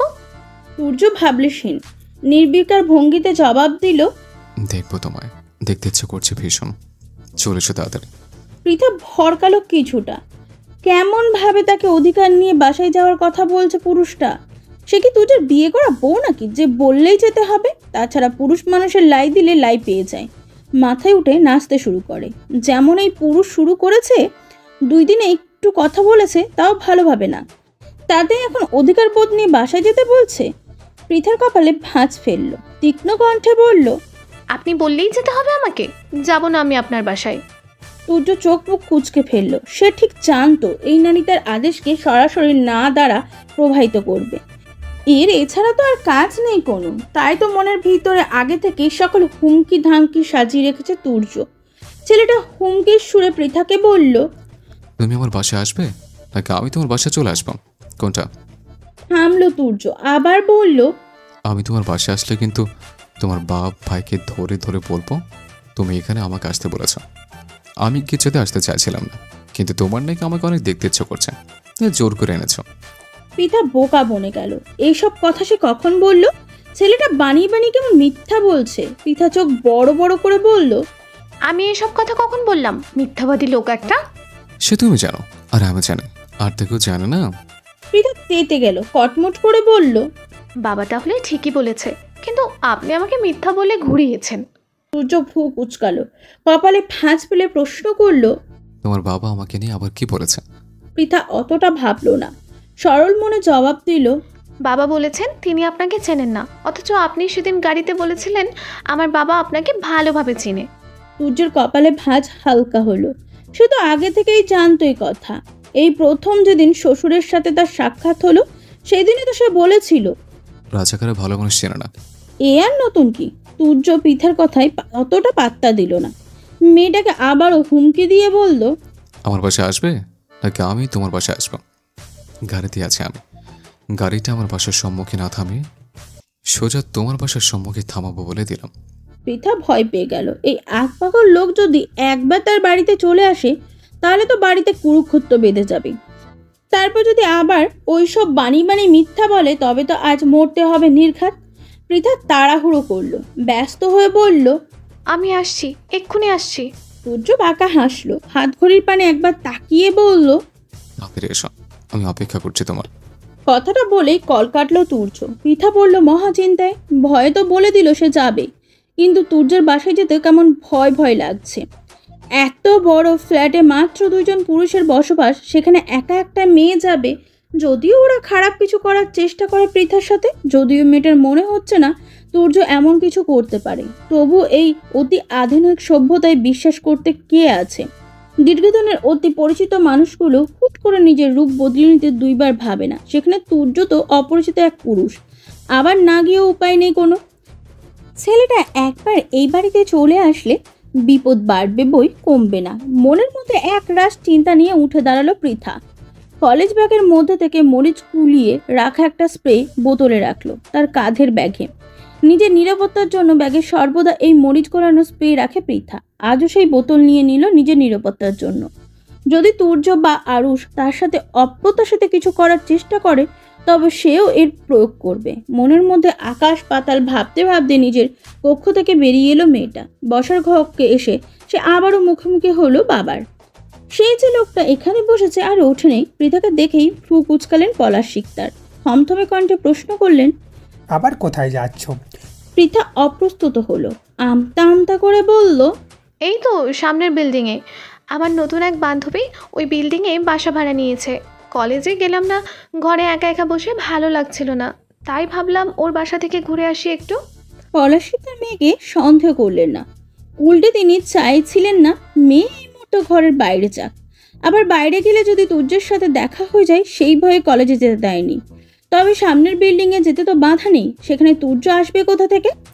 প্রথমে একবার ভাবলেন মেয়েকে এমনি যেতে দিবে, কিন্তু পরক্ষণে কি ভেবে আবার সোফা ছেড়ে উঠে দাঁড়ালেন লোকটা। পৃথাকে উদ্দেশ্য করে বললেন, চলো আমি দিয়ে আসছি তোমাকে। পৃথা চমকালো, ভয় ডানা বাঁধল হৃদয়ে। বাবা তাকে দিয়ে আসতে যাবে? কোনোভাবে যদি পলাশ শিকদার একবার টের পেয়ে যায় পৃথা মিথ্যা বলেছে, সে কোনো বান্ধবীর বাড়িতে নেই বরং এক অপরিচিত পুরুষের ফ্ল্যাটে যাচ্ছে, তখন কি হবে? পৃথার গলা শুকিয়ে এলো। মেয়েটা আটকাতে চাইল নিজের বাবাকে। জোরপূর্বক হেসে বলল, তোমার যেতে হবে না বাবা, এই তো সামনের বিল্ডিংয়ে যাব আমি। তুমি আমার শুধু শুধু কষ্ট করতে যাবে কেন? পলাশ শিকদার তাকালেন মেয়ের পানে, গম্ভীর কণ্ঠে বললেন, আমার সাথে এসো, নয়তো যেতে হবে না তোমাকে। পৃথা পড়ল মহাবিপাকে। না গিয়েও তো উপায় নেই, তাহলে তুর্য এখানে চলে আসবে। আর বাবাকেও যদি এখন বলে সে যাবে না, তবে নিশ্চয়ই তার বাবা সন্দেহ করবে। বান্ধবীর বাড়িতে বাবার দিয়ে আসা নিয়ে আসা তো আর অস্বাভাবিক কিছু নয়। তাদের বাবা যাবে শুনেই যাব না বলাটা মোটেই বাঞ্ছনীয় নয়। অগত্যা পৃথাকে তার বাবার প্রস্তাবে রাজি হতে হলো। মনের মধ্যে এক রাশ ভয় নিয়ে চলল সে বাবার সাথে। নিজেদের বাসার পরে 3টে বিল্ডিং রেখে 4র্থ বিল্ডিংয়ের সম্মুখে এসে থামল পৃথা। ঢোক গিলে পলাশ শিকদারকে বলল, চলে এসেছি বাবা, এই বিল্ডিংয়েই আমার বান্ধবীদের বাসা।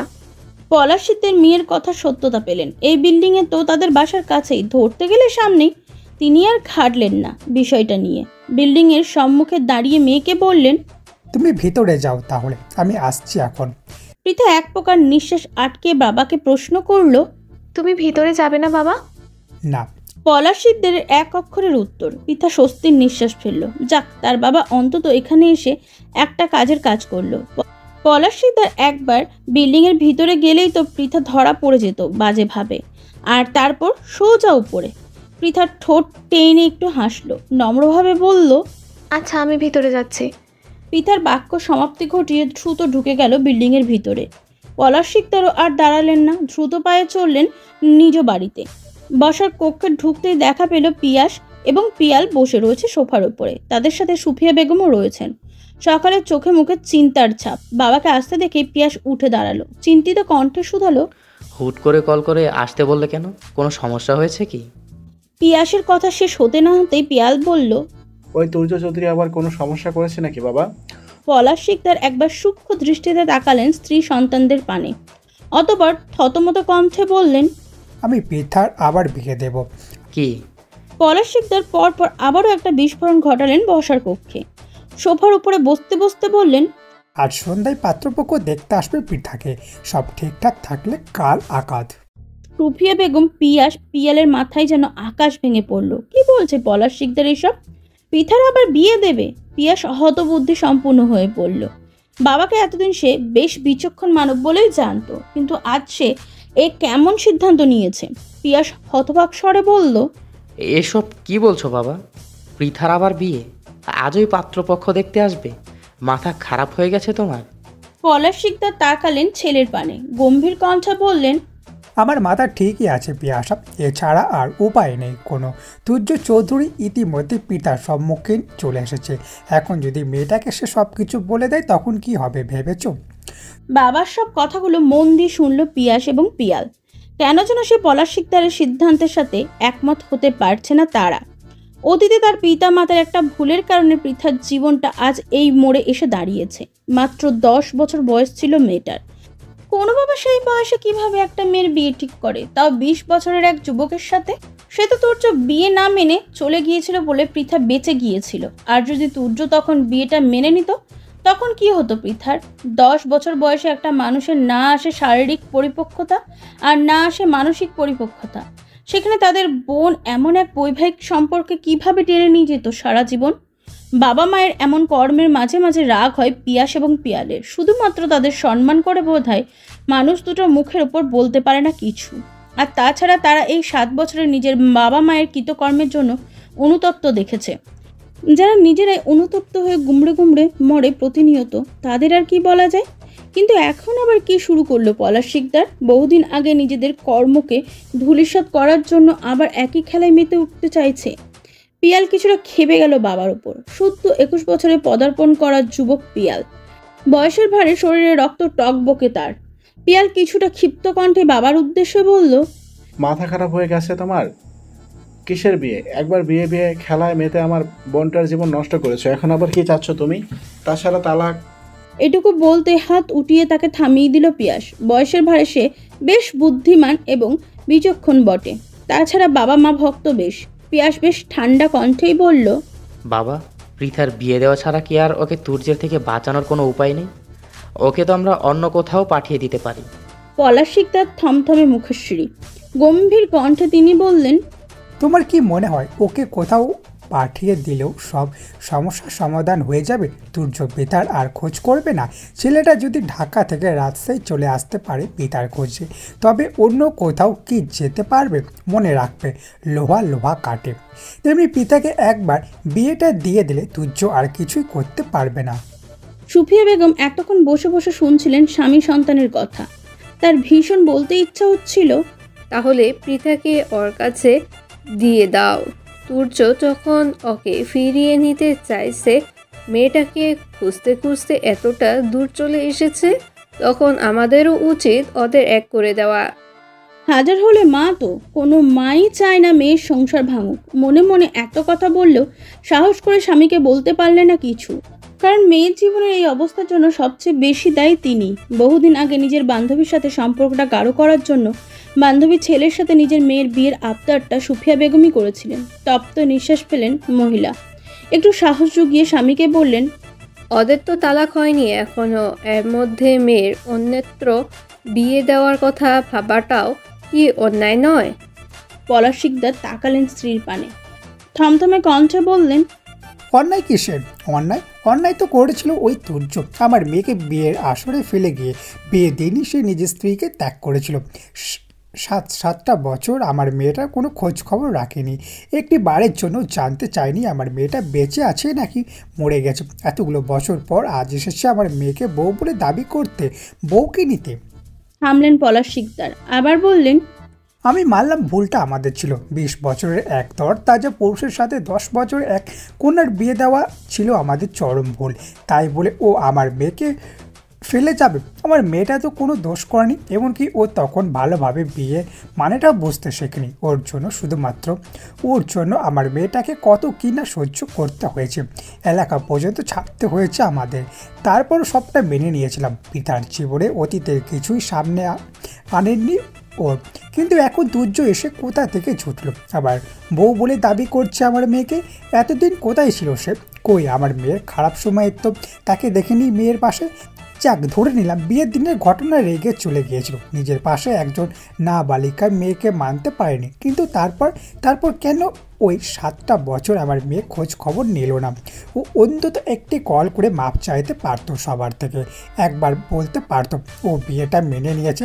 তাহলে তো আর আমার এটা সমাজের চোখে ছোট হতো না, সমাজ পরিবার বাজে মন্তব্য করার সুযোগ পেত না। পলাশ শিকদার থেমে গেলেন আবারও, একটু সময় নিয়ে বললেন, আমি সেই ছেলের হাতে আমার মেয়েকে কখনোই তুলে দেব না, যে ছেলে আমার মেয়েকে বিয়ের আসরে ত্যাগ করেছিল। পলাশ শিকদার প্রতিটি কথা সত্যি, এরপরে আর কিছু বলার থাকে না কারোরই। তবু পিয়াস বলল, তাই বলে তালাকহীন একটা মেয়েকে তুমি অন্যত্র বিয়ে দিতে পারো না বাবা। এমনিও ওদের বিয়ে রেজিস্ট্রি হয়নি, তখন পিতার বয়স মাত্র 10 বছর। এত অল্প বয়সে বিয়ে আইন বহির্ভূত। সুফিয়া বেগম ইতস্তত করলেন, আমতা আমতা করে বললেন, তবুও তালাকের একটা ব্যাপার আছে, শরীয়ত মোতাবেক তো বিয়ে হয়েছিল ওদের। পলাশ শিকদার তীক্ষ্ণ দৃষ্টিতে তাকালেন স্ত্রীর পানে, তীক্ষ্ণ কণ্ঠে বললেন, তা আমি বুঝে নেব, তালাক দিয়েই আমি বিয়ে দেব আমার মেয়ের। তবে পাত্রপক্ষ আজ সন্ধ্যায় পিতাকে দেখতে আসবে, তা জেনে রাখো। পিতা দাঁড়িয়ে আছে তুর্যের ফ্ল্যাটের দরজার সম্মুখে। ভিতরে ঢুকবে নাকি ঢুকবে না দ্বিধাদ্বন্দ্বে ভুগছে মেয়েটা। পৃথা দ্বিধাদ্বন্দ্বের মধ্যে খুলে গেল দরজাটা। মেয়েটা প্রথমে ভড়কে গেল, পরক্ষণে সামনে নিল নিজেকে। চোখ তুলে সম্মুখ পানে তাকিয়ে দেখলো তুর্যের হাসি মুখে দাঁড়িয়ে আছে। পৃথা আমতা আমতা শুরু করলো, তবে সে কিছু বলার আগে তুর্য বলল, এত দেরি করলে কেন? সে কখন থেকে তোমার অপেক্ষা করছে? পৃথা ভ্রু কুঁচকাল, কপালে ভাঁজ ফেলে বলল, আপনার সাথে কথা বলার বড়জোর 15 মিনিটের মধ্যে এসেছি আমি, এটা দেরি? তুর্য মৃদু হাসলো, অতঃপর বলল, তোমার অপেক্ষার কাটানোর প্রতিটা মুহূর্ত যে কতটা ব্যথাদায়ক তা যদি তুমি একটাবার বুঝতে, তবে আর আমাকে কোনো প্রশ্ন করতে না। কথার ইতিতে গিয়ে তপ্ত নিঃশ্বাস ফেলল মেয়েটা। দরজা থেকে সরে গিয়ে আবারও বলল, এসো, ভিতরে এসো। পৃথা ভিতরে গেল। কাঁধে ব্যাগটা বসার কক্ষের সোফায় রাখতেই তাকে তাড়া দিল তুর্য। ছটপটে কণ্ঠে বলল, বসবি পরে, আগে রান্না করে চলো। পৃথা ভ্রু কুঁচকাল, সন্ধিহান কণ্ঠে বলল, রান্নাঘরে কেন যাব? আমি কিন্তু রান্নাটা একদম পারি না। আপনি যদি আমাকে এখানে রান্না করার উদ্দেশ্যে এনে থাকেন, তবে বলে রাখি আপনি ভুল স্থানে ভুল কার্যক্রম চালাতে চাইছেন। পৃথার কথায় তুর্য শরীর ধুলিয়ে আসলো। রান্নাঘরের দিকে যেতে যেতে বলল, তোমাকে রান্না করতে হবে না, আমি রান্না করব, তুমি চেয়ে চেয়ে শুধু দেখবে। এসো তাড়াতাড়ি। পৃথা অবাক হলো, অবাক সুরেই প্রশ্ন করলো, আপনি রান্নাও করতে পারেন? পারি তো, ইংল্যান্ডে যখন ছিলাম তখন তো একা একা রান্না করেই খেয়েছে। পৃথা হাসলো তৎক্ষণাৎ, মুখে হাত দিয়ে বলল, আপনি ইংল্যান্ডে থাকতেন, তবে আপনাকে ব্রিটিশদের বংশধর বলে ভুল করিনি তো। তুর্য শীতল দৃষ্টিতে তাকালো পৃথার পানে, মৃদু হেসে বলল, তুমি কখনো ভুল করনি, যা ভুল ছিল আমার ছিল, আর তার শাস্তিও ভোগ করছে ভীষণ বাজেভাবে। পৃথার ওষ্ঠে হাসি উবে গেল, নরম দৃষ্টিতে তাকালো সে তুর্যের পানে, কমল কণ্ঠে শুধালো, কি ভুল করেছিলেন আপনি? ভীষণ সূক্ষ্মভাবে এড়িয়ে যেতে চাইলো পৃথার প্রশ্নটা। একটা ঝুড়িতে কিছু চাল নিয়ে সে হাতে ধরিয়ে দিল মেয়েটার। মুখ বাঁকিয়ে বলল, আমি রান্না করব, আর তুমি শুধুমাত্র বসে বসে খাবে, তা তো চলবে না। চালটা ধুয়ে নিয়ে আসো তাড়াতাড়ি। পৃথা কথা বাড়ালো না, বাধ্য মেয়ের মতন চাল ধুতে শুরু করলো। ক্ষণিক সময়ের ব্যবধানে চাল ধোয়া শেষ করে মেয়েটা খেয়াল করলো তুর্য একটা ছুরি দিয়ে সবজি কাটছে। পৃথা এগিয়ে গেল সেদিকে, তুর্যকে বলল, দিন, আমি করছি, আপনি বরং রান্না চাপান। তুর্য সাথে সাথে নাকচ করে দিল পৃথার এই প্রস্তাব। সবজি কাটতে কাটতে বলল, তার কোনো প্রয়োজন নেই, পরে দেখা যাবে সবজির বদলে ছুরি নিজের হাতে চালিয়ে দিয়েছ। পৃথার দৃষ্টি তীক্ষ্ণ হলো, সে মানল না তুর্যের কথা, বরং ছেলেটার হাত থেকে ছুরিটা কেড়ে নিয়ে বলল, শুনুন, আমি কাটছি। তুর্য এবার আর কিছু বলল না। সবজি কাটার দায়িত্ব সে পৃথাকে দিয়ে গেল রান্নাঘরে। মেয়েটা সবজি কাটছিল আর আর চোখে দেখছিল তুর্যকে। চুলার আঁচে ছেলেটা ফর্সা মুখটা কেমন রক্তিম বর্ণ ধারণ করেছে, কপালে বিন্দু বিন্দু ঘামের উৎপাত দেখা যাচ্ছে, আবার মাঝে মাঝে ঠোঁট কামড়ে রান্নার অবস্থা পর্যবেক্ষণ করছে। পৃথা যেন তুর্যের এই রূপে হারিয়ে গেল মুহূর্তেই। মুগ্ধ হলো তার দৃষ্টি। এমনিতেই ঝগড়ায় ঝগড়ায় নিজের ক্রাশ খাওয়াকে দমিয়ে রাখলেও আজ আর পারল না।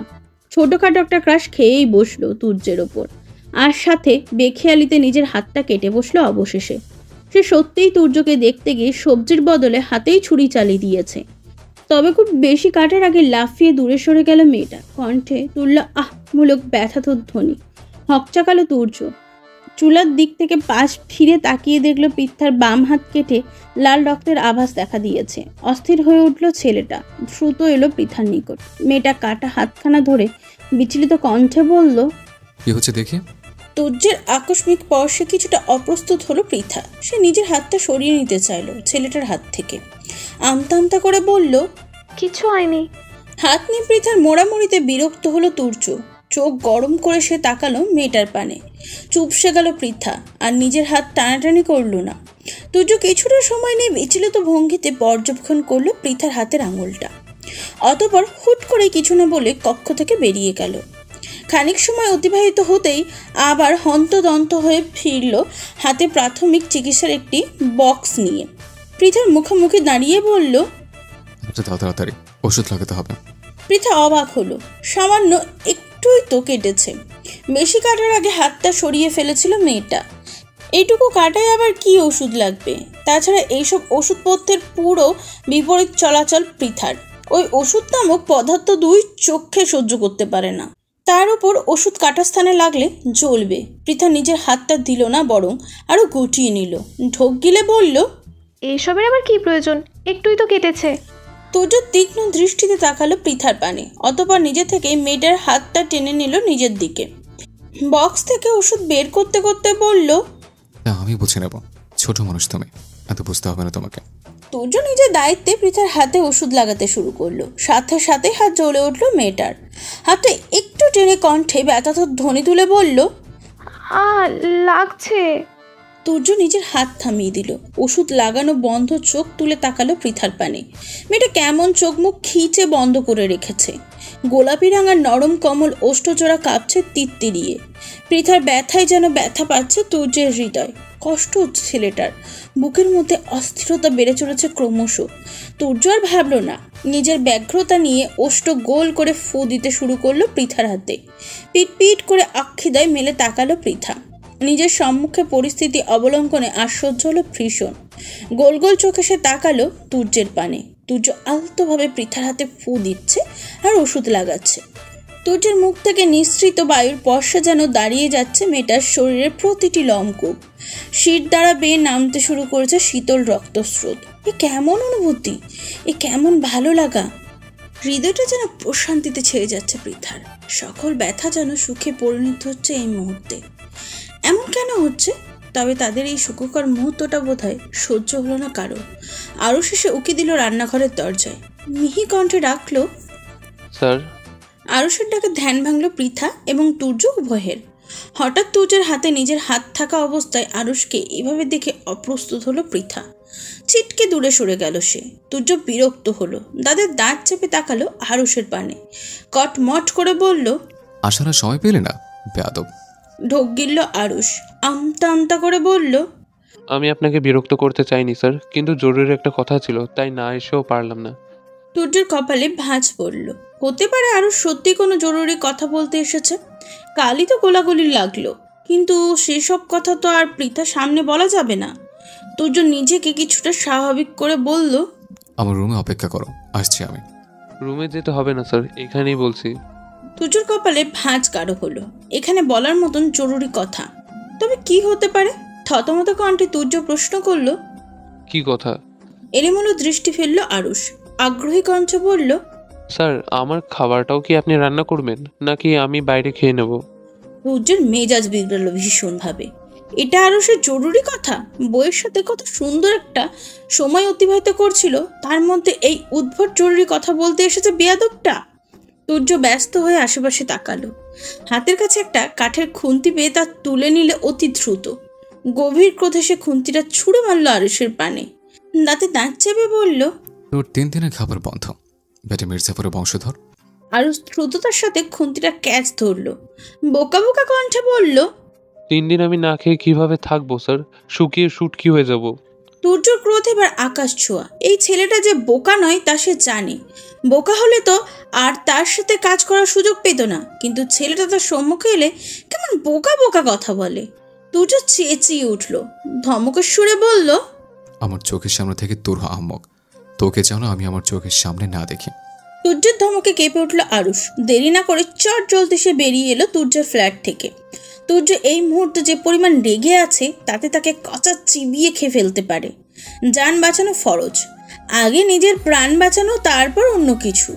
অবশ্য আজকের মতন যতটুকু প্রতিশোধ নিয়েছে এতটুকুতেই যথেষ্ট। সবসময় তাকে শুধু মির্জাপুরের বংশধর বলে মুখে ফেনা তুলে ফেলে। এবার সেও মির্জাপুরের বংশধরের মতোই তুর্যের প্রেমের ব্যাগরা দিয়ে এসেছে। আহ, এতদিন পর একটু শান্তি লাগছে আরুষের প্রাণে। আরুষ চলে যেতেই তুর্য আবার আগের রূপে ফিরে এলো। তবে এবার সে ওই সবজি টবজি বাদ দিয়ে নামলো বিরিয়ানি রান্নার কর্মে। যে সবজির জন্য তার বইয়ের হাত কাটলো, আজ সে সবজি সে খাবেই না। পৃথাকের কোনো কাজ হাত লাগাতে দিল না তুর্য। মেয়েটা আগ বাড়িয়ে কোনো কাজে হাত লাগাতে গেলেও ধমকে থামিয়ে দিল। হুঙ্কার তুলে বলল, হাত কেটে শান্তি হয়নি, এবার গলা কাটতে চাইছ? তুর্যের এমন তর্জন গর্জনে আর কোনো কাজেই হাত লাগালো না পৃথা। শুধুমাত্র উকিঝুঁকি মেরে বার কয়েক তাকালো বিরিয়ানি রান্নার পানে। তুর্য রান্নার কাজ সামলাতে সামলেই পৃথাকে বলল, খিচুড়ি, বিরিয়ানি, গরুর মাংস, পায়েস এগুলো শিখে রাখো, আমার প্রিয় খাবার এগুলো। পৃথা ভ্রু কুচকালো, কপালে ভাঁজ ফেলে শুধালো, আপনার প্রিয় খাবারের রান্না শিখে আমার কাজ কি?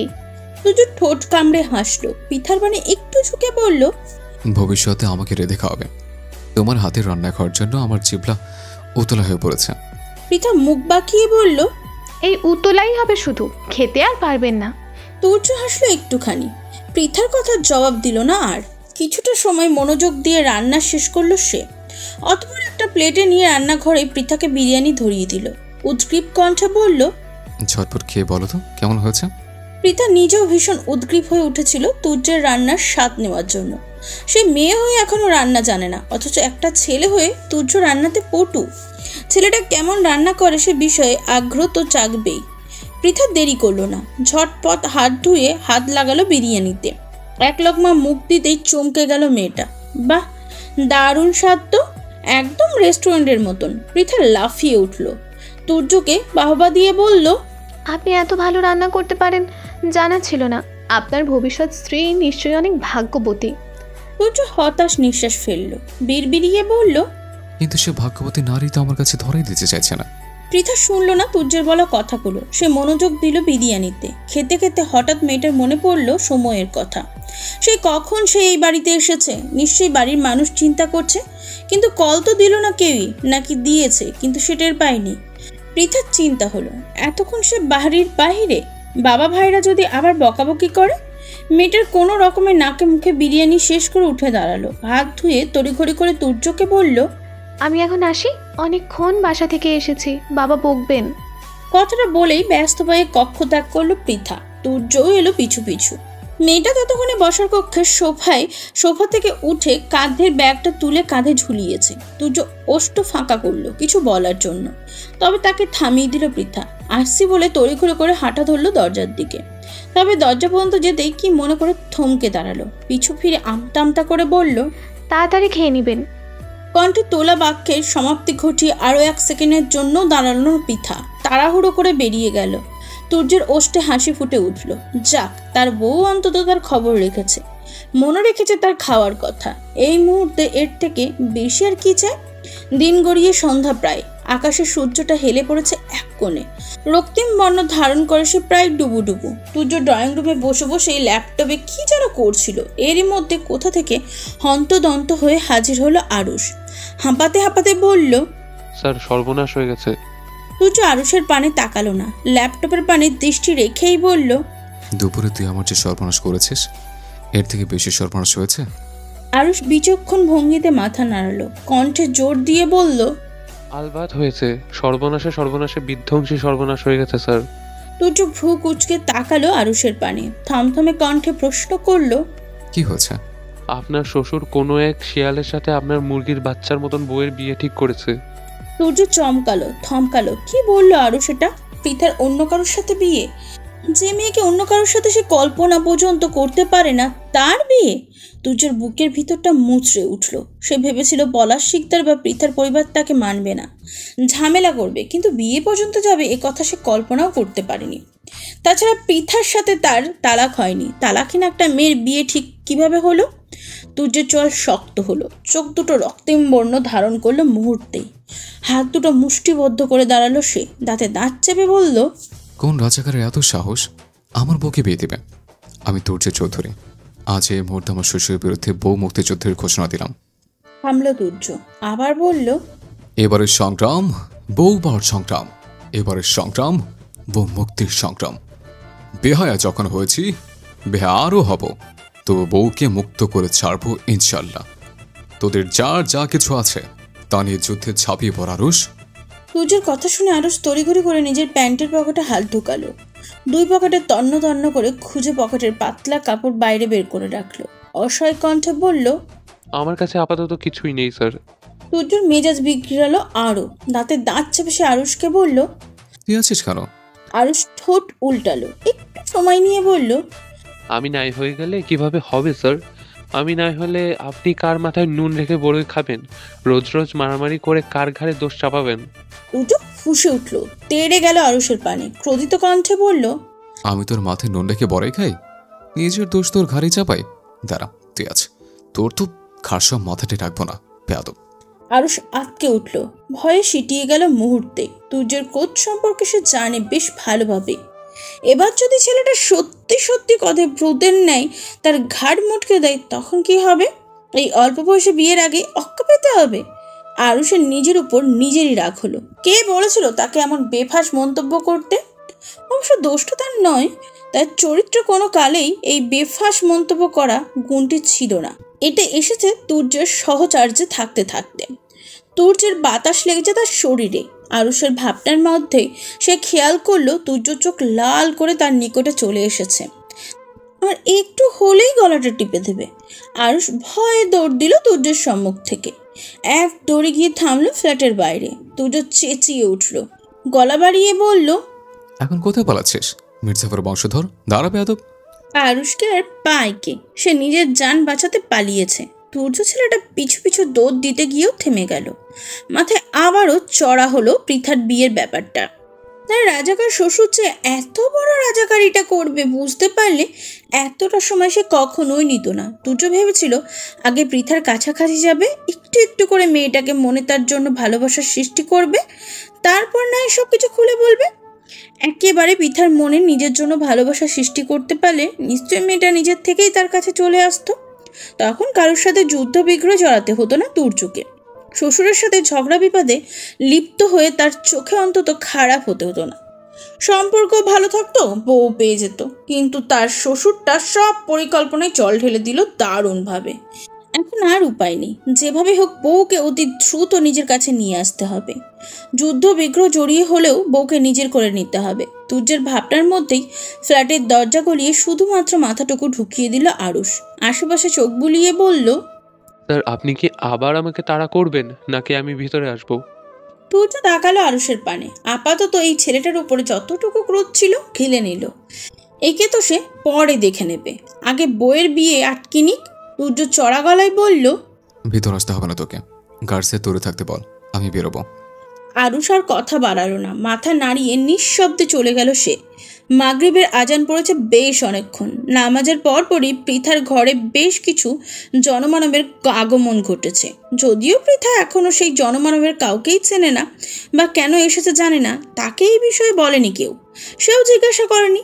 যদিও ভিতরে ভিতরে মেয়েটা একটু কৌতূহল অনুভব করছিল যে এই সময় কারা এসেছে, কেন এসেছে তা ভেবে কিন্তু জিজ্ঞাসা করেনি কাউকে। পরে এরা গেলে না হয় জানা যাবে এদের পরিচয়। ঘরে একটু বেশি মানুষ প্রাদুর্ভাব উপলব্ধি করে নিজ কক্ষেই বসেছিল পৃথা। এর মধ্যে সুফিয়া বেগম হন্তদন্ত হয়ে ঢুকলেন সেই কক্ষে। পৃথাকে তাড়া দিয়ে বললেন, যেদিন শপিংয়ে গিয়ে একটা কালো শাড়ি এনেছিল না, শাড়িটা ভীষণ সুন্দর। ওই কালো শাড়িটা পরে নে, আর সাথে একটু হালকা পাতলা সেজে নে তো তাড়াতাড়ি। পৃথা আকস্মিক মায়ের এমন তোড় জোরে অবাক হলো। কোথা থেকে সে হুট করে বলছে শাড়ি পরতে? মেয়েটা কপালে ভাঁজ ফেলে প্রশ্ন করলো, এই রাত বেরাতে আমি আবার শাড়ি পরে কি করব মা? আর হুট করে তুমি আমাকে শাড়ি বা পরতে বলছো কেন? সুফিয়া বেগম আমতা আমতা শুরু করলেন। মেয়েকে সে কিভাবে বলবেন যে তার বাবা হুট করেই তার বিয়ে তোড়জোড় চালাচ্ছেন? মেয়েকে না বলে কয়ে তালাখিনা মেয়ে দেখানোর জন্য পাত্রপক্ষ বাড়িতে এনে তুলেছেন ইতিমধ্যেই।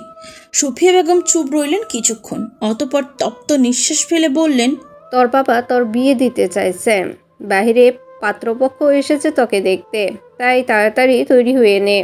পৃথা এতক্ষণে বুঝল হঠাৎ ঘরে অপরিচিত জনমানবের আগমনের কারণ।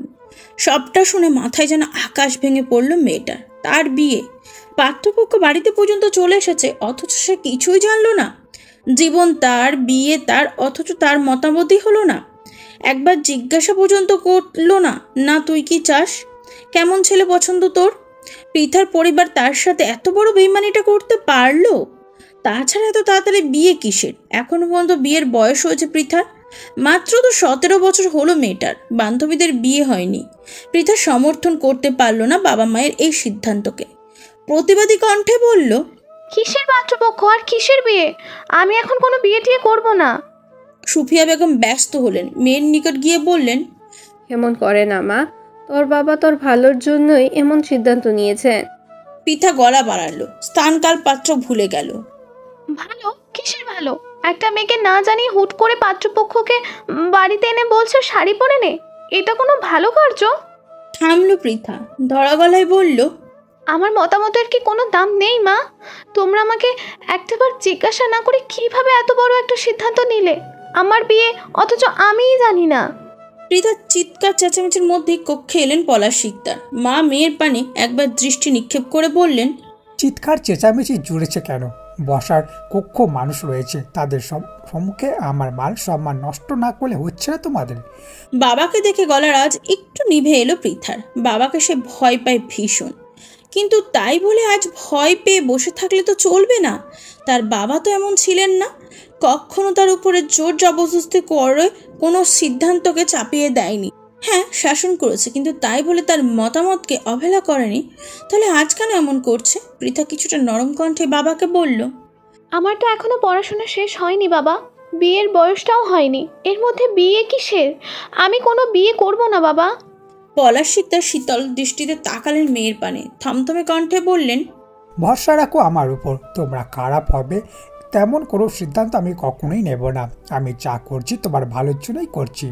থামলেন পলাশ শিকদার, আবারও বললেন, ধরে না বহুদিন আগে তোমার বাবা বড় করে ভুল করেছিল, সেই ভুলের সংশোধনী আজ নেমেছেন তিনি। তাড়াতাড়ি তৈরি হয়ে এসো, বসার কক্ষে ওরা তোমার জন্য অপেক্ষা করছে। কথাগুলো কোনো মতে শেষ করে ব্যস্ত পায়ে মেয়ের কক্ষ ত্যাগ করলেন পলাশ শিকদার। ডুকরে কেঁদে উঠল পৃথা, কান্না জড়িত কণ্ঠে মাকে বলল, আমি কোনো বিয়ে করব না মা, তুমি বাবাকে বুঝাও একটু, তুমি বুঝালে বাবা নিশ্চয়ই বুঝবেন। সুফিয়া বেগম মেয়েকে আগলে নিলেন নিজের সাথে, মেয়ের মাথায় হাত বুলিয়ে বললেন, খাচ্ছিস কেন পাগলি মেয়ে? দেখতে আসলে কি বিয়ে হয়ে যায় নাকি? আগে পাত্রপক্ষ তোকে দেখবে, পছন্দ হবে, তারপর তো বিয়ে। পৃথার কান্না তবুও থামলো না। সুফিয়া বেগম নিজের থেকে ছাড়িয়ে নিলেন মেয়েকে, খুঁজে খুঁজে কালো শাড়িটা বের করে দাঁড়ালেন পৃথার সম্মুখে, তাড়া দিয়ে বললেন, এখন তাড়াতাড়ি তৈরি হয়ে নে তো, ওনারা যেহেতু বাড়ি পর্যন্ত এসেছে, মেয়েকে তো দেখাতেই হবে। আমাদের মান সম্মানটা অন্তত রাখ মা, তারপর না হয় আমি তোর বাবাকে বুঝাবো। পৃথার কান্না থামলো একটু, মায়ের পানে তাকিয়ে শুধালো, তুমি সত্যি বাবাকে বুঝাবে তো? সুফিয়া বেগম অভয় দিয়ে বললেন, হ্যাঁ বুঝাবো। মায়ের কথায় একটু ভরসা পেল পৃথা। ইচ্ছা না থাকা সত্ত্বেও কালো শাড়িটা পরে তৈরি হয়ে নিল সে, তবে সাজল না একটু। সুফিয়া বেগমও আর মেয়েকে জোর করেনি, শাড়িটা পরাতে পেরেছেন এই তো অনেক। খানিক সময় নিয়ে সুফিয়া বেগম পৃথাকে নিয়ে ঢুকলেন বসার কক্ষে। মায়ের শেখানো বুলি আউড়িয়ে পৃথা নতমস্তক সকলকে সালাম জানালো। অস্বস্তি নিয়ে মায়ের কথায় বসলো সোফায়, তবে হৃদয়টা যে বড্ড উতলা হয়ে উঠেছে। বারবার তুর্যের কথা মনে পড়ছে। বিয়ের কথাটা জানার পর থেকেই মস্তিষ্কে একটু পর পর তুর্য নামক ব্যক্তিটা হানা দিচ্ছে। তার তো তুর্যের কথা মনে আসার কথা নয়। এই তো কয়টা দিন আগেই তাদের দেখা হলো, তারপর শত্রুতা। হ্যাঁ, এখন ছেলেটা ইনিয়ে বিনিয়ে অনেক কিছুই বোঝানোর চেষ্টা করে, কিন্তু তাই বলে তার প্রতি তো পৃথার কোনো অনুভূতি নেই। তাহলে তাকে কেন মনে পড়বে? পৃথা উসখুস করে আর চোখে তাকালো সম্মুখে বসা অপরিচিত মানুষগুলোর পানে। আশ্চর্য হলো বেশ, এখানে 3 জন পৌর নারী এবং 2 জন প্রবীণ পুরুষ ব্যতীত আর কাউকে দেখা যাচ্ছে না। তাহলে পাত্র কোথায়? তার বাবা আবার কোনো বুড়ো লোকের সাথে বিয়ে ঠিক করেনি তো? করতেও পারে। যারা এভাবে লুকিয়ে চুরিয়ে তার কথা না ভেবে বিয়ে ঠিক করতে পারে, তারা সব পারে। সময় অতিবাহিত হলো আরও একটু। সম্মুখে উপস্থিত পৌর নারীদের মধ্যে একজন একগাল হেসে পৃথাকে শুধালো, তোমার নাম কি মা? পৃথার উত্তর দিতে ইচ্ছা হলো না, এখানে বসে থাকতেই তো তার মেজাজ গরম হচ্ছে। তবুও ভদ্রতার খাতিরে মেয়েটা উত্তর দিল, পৃথা ইসলাম। পাশে আর এক মহিলা হাসলেন, বললেন, বাহ, ভারী মিষ্টি নাম তো, একদম তোমার মতোই মিষ্টি। মহিলা কথা শেষ করতে না করতে দরজার দিক থেকে এক গম্ভীর পুরুষালী কণ্ঠস্বর ভেসে এলো। গমগমে কণ্ঠে সে বলল, তুর্য চৌধুরী বউ বলে কথা, নিশ্চিত ওকে হতেই হতো। পরপর একই কণ্ঠ শোনা গেল আবারও। বেশ গম্ভীর কণ্ঠে এবার পুরুষটি আওড়ালো, শুনলাম আমার বউকে নাকি কারা বিয়ে দিচ্ছে, তাই আমিও চলে এলাম, দেখি কার বউকে কত বড় বাচ্চা আমার বউয়ের বিয়ে দেবে। এই যে শুনছো মাই প্রিয় শ্রোতা বন্ধুরা, তোমরা শুনছো সিটি অফ লাভ প্রেরিত প্রেমে সিক্ত গল্প। আর আমাদের সাথে পথ চলতে do like, comments and share. আর সাবস্ক্রাইব করতে কিন্তু একদম ভুলবে না। টাটা।